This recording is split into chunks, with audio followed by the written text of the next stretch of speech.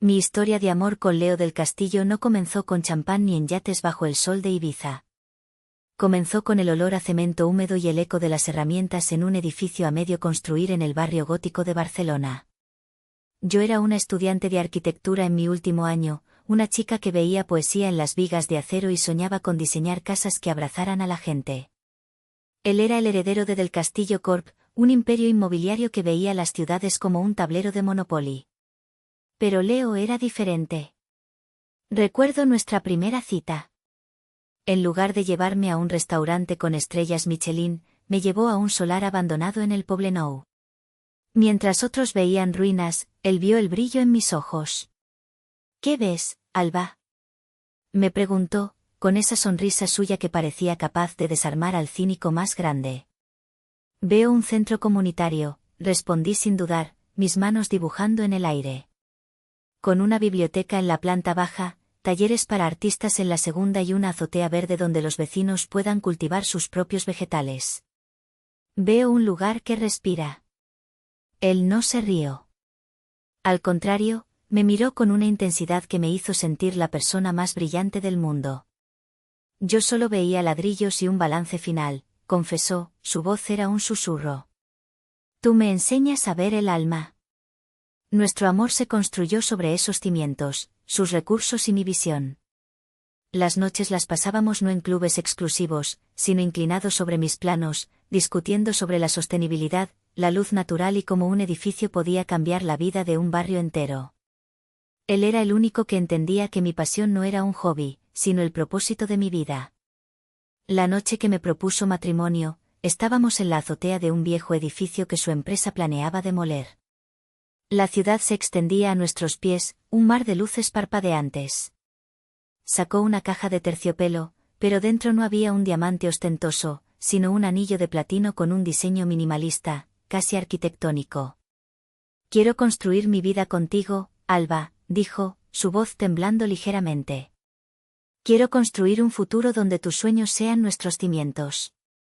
Dije que sí entre lágrimas, sintiendo que por fin había encontrado mi hogar en el mundo. No tenía idea de que estaba a punto de entrar en una guerra silenciosa, una donde los planos eran las estrategias y los cimientos, los de mi propia alma, serían puestos a prueba hasta casi romperse. Mi primer encuentro con su familia fue el prólogo de esa guerra. La cena en la mansión de los del Castillo en Pedralbes fue como entrar en un museo frío y silencioso donde yo era la única pieza que desentonaba. Cayetana, la matriarca, me recibió con una sonrisa que no llegó a sus ojos grises, afilados como el acero. Me escaneó de arriba abajo, mi vestido sencillo, mis zapatos sin marca, y supe que en su mente, yo ya había sido tasada y declarada insuficiente. Su hijo mayor, Braulio, estaba a su lado, una versión más tosca y arrogante de su madre. Así que tú eres la arquitecta, dijo Braulio durante la cena, arrastrando la palabra como si fuera un insulto.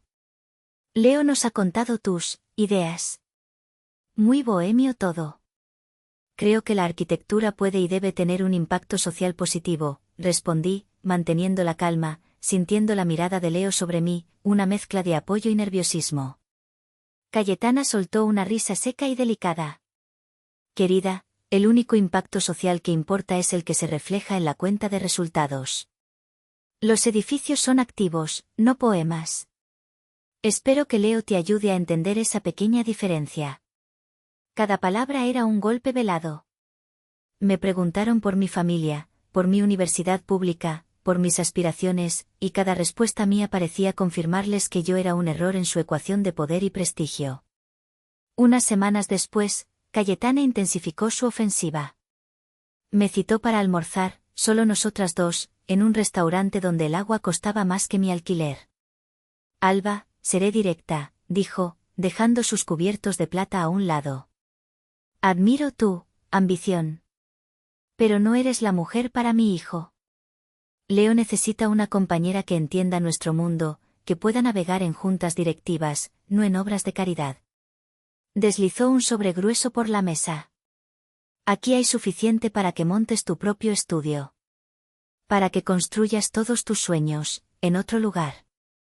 Lejos de mi hijo. Miré el sobre, luego la miré a ella. El insulto era tan profundo que, por un momento, me quedé sin aire.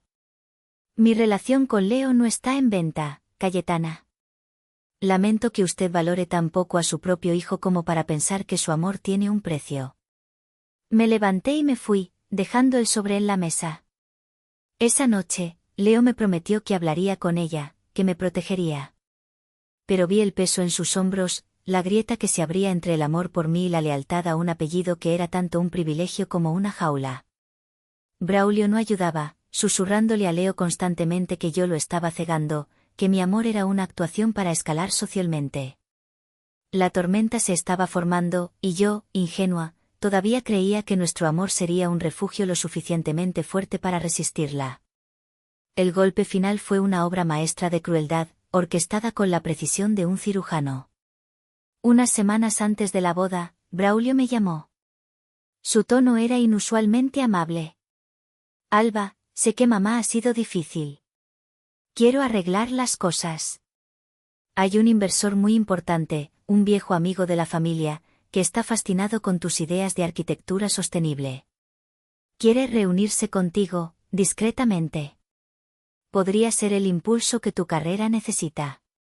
Dudé, pero la idea de conseguir un aliado dentro de su mundo, de demostrar mi valía en sus propios términos, era tentadora. Acepté. La reunión fue en el bar de un hotel de lujo. El hombre, elegante y mayor, era encantador. Hablamos durante horas sobre mis proyectos, me hizo preguntas inteligentes, parecía genuinamente interesado. Lo que no sabía era que, al otro lado del bar, un fotógrafo contratado por Braulio estaba capturando cada sonrisa, cada gesto de complicidad. 2 días después, Leo llegó a mi apartamento. No dijo nada. Simplemente arrojó una carpeta sobre la mesa de centro. Dentro, las fotos. Yo, riendo con el supuesto inversor. Un ángulo hacía parecer que nuestras manos se rozaban. Pero lo peor era el segundo documento, un extracto bancario falsificado que mostraba una transferencia de 50.000 euros a mi cuenta desde una de las empresas del hombre. ¿Quién es él, Alba? La voz de Leo era un témpano de hielo. Es un inversor, Leo. Braulio organizó la reunión. Braulio no sabe nada de esto.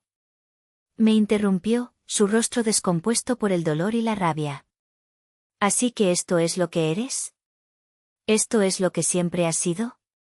Mi madre tenía razón. Intenté explicarle, suplicarle, pero sus oídos estaban cerrados, sellados por años de veneno susurrado por su familia. Las pruebas eran demasiado perfectas, la traición demasiado bien construida. No puedo confiar en ti, dijo, y cada palabra fue un clavo en el ataúd de nuestro amor. No sé qué es real y qué es parte de tu plan. Me quité el anillo, mis manos temblaban tanto que apenas podía sostenerlo. Si no puedes confiar en mí, entonces no queda nada. Se lo puse en la mano y salí de mi propio apartamento, ahogándome en un sollozo que no me dejaba respirar. Esa noche, la lluvia azotaba Barcelona. Me enteré más tarde de que Leo, con el corazón y el mundo destrozados, condujo sin rumbo por la carretera de la Arrabassada. Su móvil sonó. Era Braulio. ¿Ves? Te lo dije, hermanito. Solo una interesada. Siempre lo supe. Mamá, siempre lo supe. Fueron las últimas palabras que Leo escuchó. Un volantazo, el chirrido de los neumáticos sobre el asfalto mojado, y luego, el silencio. La policía dijo que fue un accidente. Pero yo sabía que no lo fue. Fue un asesinato ejecutado sin necesidad de un arma. El mundo se detuvo. Los días que siguieron a la llamada de la policía son un borrón de incredulidad y un dolor tan físico que sentía como si me hubieran arrancado los huesos. En el tanatorio, me mantuve en la parte de atrás, una extraña en el funeral del hombre que iba a ser mi esposo. Cayetana me vio. Sus ojos, secos y llenos de un odio gélido, me atravesaron. Se acercó, su perfume caro asfixiándome. Tú lo mataste, siseó, su voz tan baja que solo yo pude oírla. Su corazón no pudo soportar tu traición. Lárgate de aquí. No manches su memoria con tu presencia. No luché. No tenía fuerzas. Me di la vuelta y caminé, cada paso alejándome de la vida que casi tuve. Unas semanas más tarde, la náusea matutina no fue por el dolor, sino por algo más. Una prueba de farmacia. 2 líneas rosas. Estaba embarazada. Un pedazo de Leo, un ancla en medio del naufragio de mi vida. Por primera vez en semanas, sentí algo más que desesperación, sentí un propósito. Protegería a este niño. Lo criaría lejos del veneno de los del castillo. El parto llegó en una noche de tormenta, casi como un presagio. Ingresé en la clínica Tecnon, uno de los hospitales más prestigiosos, gracias al seguro que Leo había insistido en que tuviera. Era un hospital donde la familia del castillo era más que conocida, eran mecenas, su nombre estaba grabado en una de las salas. El parto fue largo y difícil. Estaba sola. Cuando por fin escuché el primer llanto de mi hijo, un grito fuerte y sano, las lágrimas corrieron por mi rostro. Lo logramos, mi pequeño. Una enfermera me lo puso en los brazos por un instante. Vi sus ojos oscuros, su pequeño mechón de pelo negro. Era perfecto. Luego, se lo llevaron para los chequeos rutinarios. Enseguida se lo traemos, señora, dijo. Pero las horas pasaron. Cuando pregunté, las caras de las enfermeras se volvieron evasivas. Finalmente, un médico que nunca había visto antes entró en mi habitación. Su rostro era una máscara de compasión ensayada. Señorita, lo lamento profundamente. Hubo una complicación inesperada. Un problema cardíaco no detectado. Hicimos todo lo posible, pero su hijo, no lo ha superado. No. No. No. La palabra rebotaba en mi cabeza. Pero si yo lo oí llorar. Estaba bien. Quiero ver a mi hijo. Me trajeron un pequeño bulto envuelto en una manta azul. Lo abrí. El bebé que yacía allí era pálido, inmóvil. Pero algo en mi interior, un instinto primario y visceral de madre, gritó. Este no era mi bebé. El color de la piel, la forma de la nariz, era diferente. Este no es él, susurré, mirando a la enfermera que estaba a mi lado. Ella desvió la mirada, una fracción de segundo, pero lo vi. La culpa. El shock es terrible, querida. A veces la mente nos juega malas pasadas. Me inyectaron un sedante. El mundo se disolvió en una neblina de dolor y confusión. Enterré un ataúd vacío, convencida por el mundo de que estaba loca de dolor. Pero en el fondo de mi alma rota, una semilla de sospecha se plantó ese día. Una sospecha que me negué a ignorar. Sabía que me habían mentido. Y juré, en la tumba simbólica de mi hijo, que algún día, de alguna manera, descubriría la verdad. Cayetana había estado allí esa noche. No la vi, pero lo supe. Su sombra se cernía sobre todo. 9 años. Para el mundo exterior, esos 9 años fueron mi metamorfosis. El dolor se convirtió en el combustible que alimentó mi ambición. Me gradué con honores. Rechacé ofertas de grandes firmas para cofundar Atelier Alba, con 2 colegas que compartían mi filosofía. No queríamos construir rascacielos sin alma, queríamos redefinir el paisaje urbano. Y lo hicimos. Nuestro enfoque en la sostenibilidad, en los espacios comunitarios y en el diseño centrado en el ser humano nos convirtió en la firma de arquitectura más innovadora de España. Ganamos premios. Salimos en revistas. Me convertí en una historia de éxito, la mujer que había transformado su tragedia personal en un triunfo profesional. Pero eso era solo la mitad de la historia. La otra mitad se desarrollaba en la sombra. La sospecha que nació en aquella habitación de hospital nunca murió, al contrario, creció, alimentada por pesadillas y una certeza inquebrantable. No estaba loca. Me habían robado a mi hijo. Poco después de fundar mi empresa, contacté a mi antiguo mentor de la universidad, el profesor Darío Vega.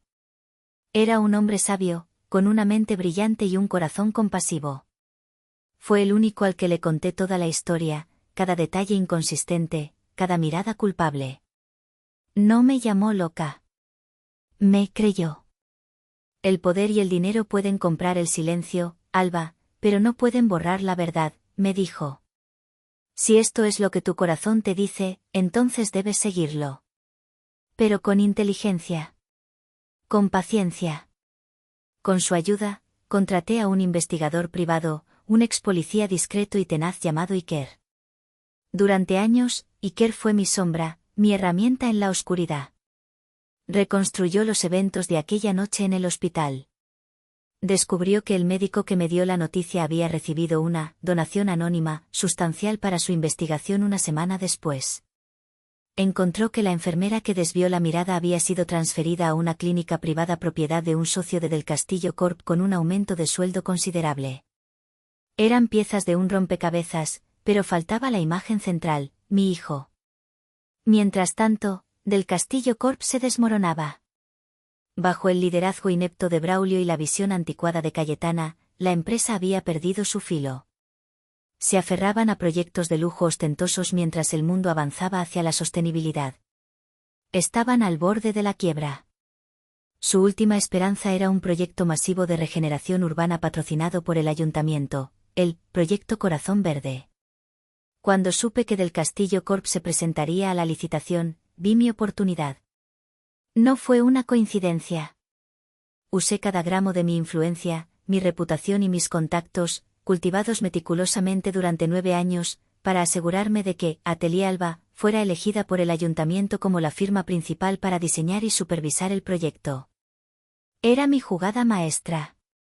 Después de 9 años de búsqueda silenciosa, iba a obligar a mis fantasmas a salir a la luz. Iba a poner a Cayetana del Castillo en una habitación de la que no podría escapar. La sala de juntas del ayuntamiento era un acuario de cristal con vistas a la ciudad. El aire estaba cargado de tensión. De un lado de la larga mesa de caoba, Cayetana y Braulio del Castillo, sus rostros una máscara de confianza forzada. Del otro, los miembros del Consejo de Urbanismo y, a la cabeza, yo.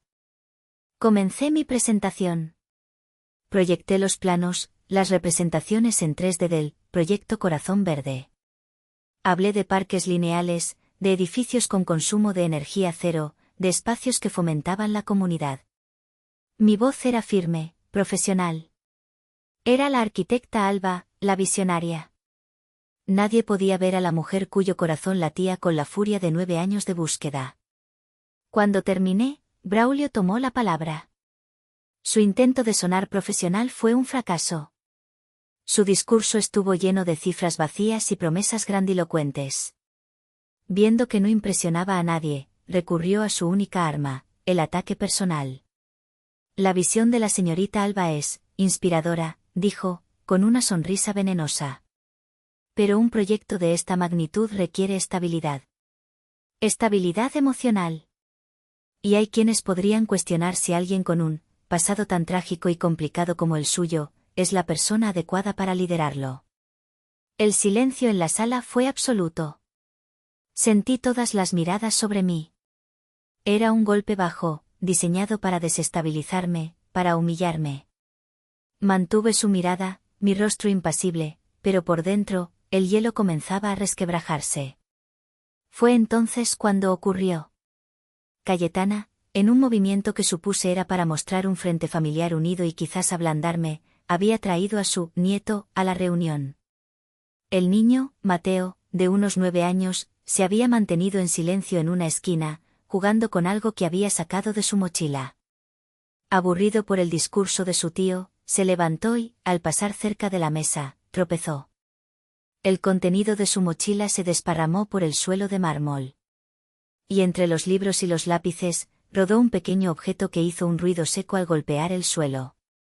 Un pequeño modelo arquitectónico, hecho de madera de balsa y piezas de acrílico.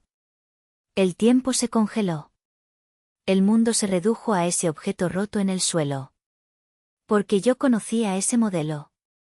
Conocía cada corte, cada unión, cada pieza de acrílico translúcido. Lo había diseñado y construido yo misma, con mis propias manos, 9 años atrás, en las últimas semanas de mi embarazo. Era un juguete, un sueño en miniatura de una casa en un árbol que le construiría a mi hijo. Un diseño único que nunca había salido de mi cuaderno de bocetos. Mi investigador me había dicho que Cayetana criaba a un nieto, supuestamente hijo de un pariente lejano fallecido. Pero nunca había habido pruebas.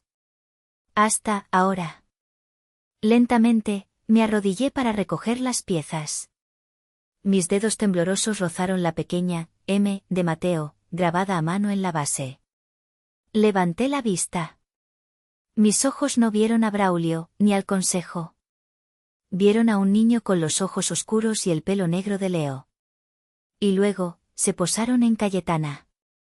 Su rostro había perdido todo el color. Era el rostro de una criminal atrapada. Mi investigación de 9 años había llegado a su fin. La verdad no estaba en un archivo, estaba rota, a mis pies. Un receso de 10 minutos, dije, mi voz sonando extrañamente calmada en la sala silenciosa. Me levanté, con las piezas del modelo en mi mano temblorosa, y miré directamente a Cayetana. Usted y yo tenemos que hablar. Ahora. La conduje a una pequeña sala de reuniones contigua. Braulio intentó seguirnos, pero lo detuve con una mirada. Esto es entre tú, madre y yo. Una vez dentro, cerré la puerta. Cayetana se quedó de pie en el centro de la habitación, pareciendo más pequeña y frágil que nunca. No le di tiempo a componerse. No voy a preguntarle dónde lo consiguió, comencé, colocando las piezas rotas sobre la mesa de cristal entre nosotras. Porque ya lo sé. Lo hice yo. Para mi hijo. Para Mateo. Su fachada de matriarca de hierro se hizo añicos. Se tambaleó hacia atrás, apoyándose en la pared. Alba, yo. No, la interrumpí, mi voz cortante. No va a hablar usted. Va a escuchar. Abrí el maletín que había traído y saqué una delgada carpeta. La abrí sobre la mesa, junto a las piezas del modelo. No era una súplica. Era una acusación formal. 23 de mayo. 9:14 de la noche. Nace mi hijo. Sano. Lo tengo en mis brazos. A las 11:32, la enfermera Lidia Torres anota en su informe que el bebé presenta una arritmia súbita. Extraño, porque la monitorización previa era perfecta. Pasé a la siguiente página. Una semana después, el doctor Martos, el médico que certificó la muerte, recibe una donación de 100.000 euros para su fundación de investigación cardíaca. Una donación anónima, por supuesto. Pero mi investigador, Iker, es muy bueno rastreando dinero. El rastro lleva a una sociedad pantalla en las Islas Caimán, una sociedad que pertenece a Del Castillo Corp. Los ojos de Cayetana estaban desorbitados. El aire salía de sus pulmones en pequeños jadeos. Y la enfermera Lidia Torres, continué, implacable, pasando otra hoja. 2 meses después del trágico suceso, dejó su trabajo en el hospital público para convertirse en jefa de enfermería en una clínica privada de lujo. Una clínica cuyo principal inversor es un viejo socio suyo, ¿verdad?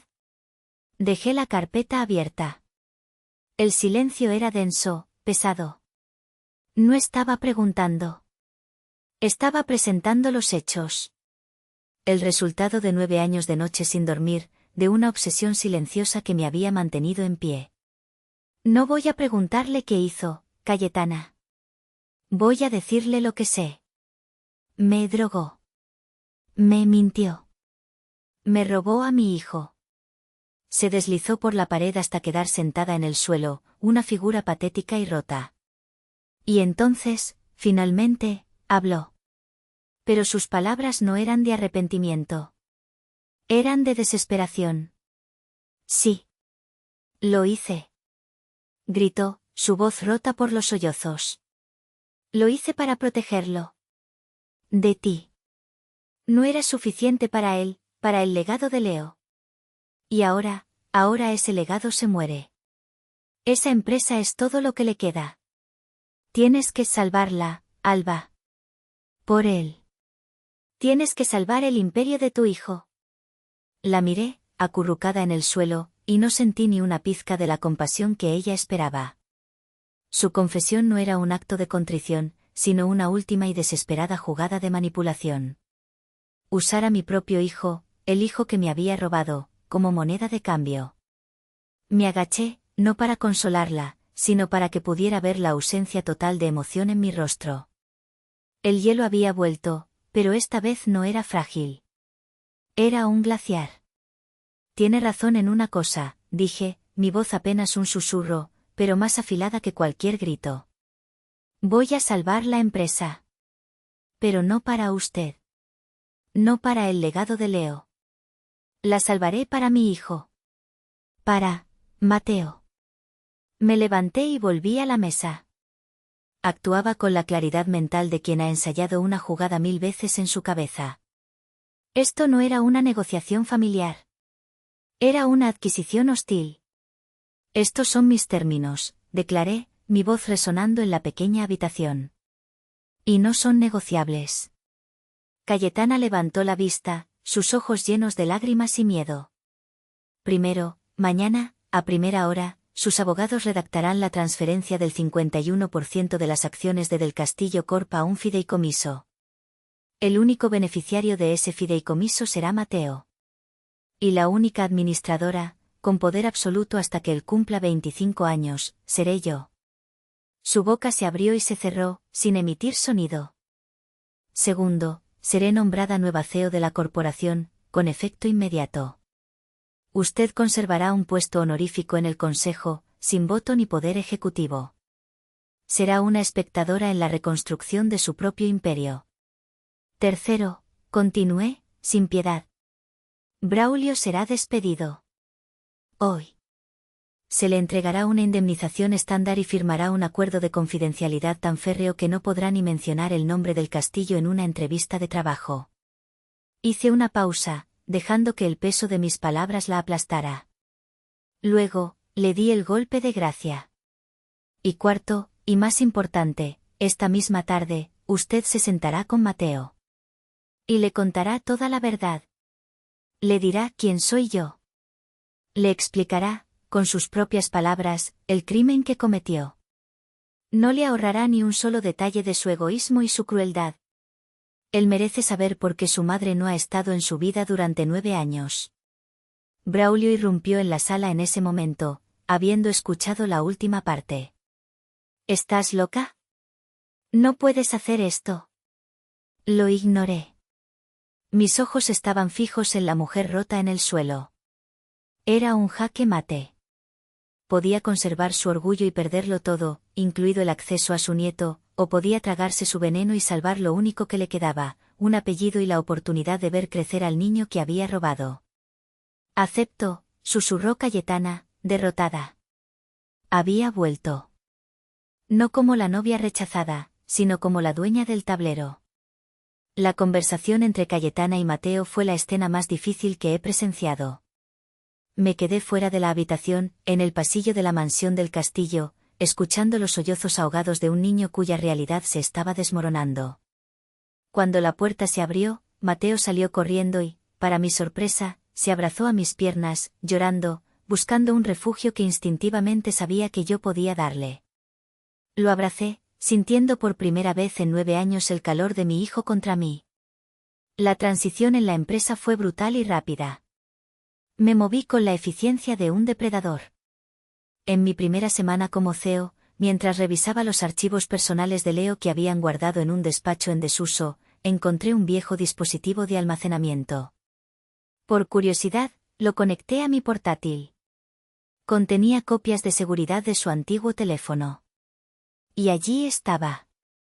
Un archivo de audio con la fecha de la noche de su muerte. Le di al play. Escuché la voz de Braulio, goteando veneno a través del altavoz. ¿Ves?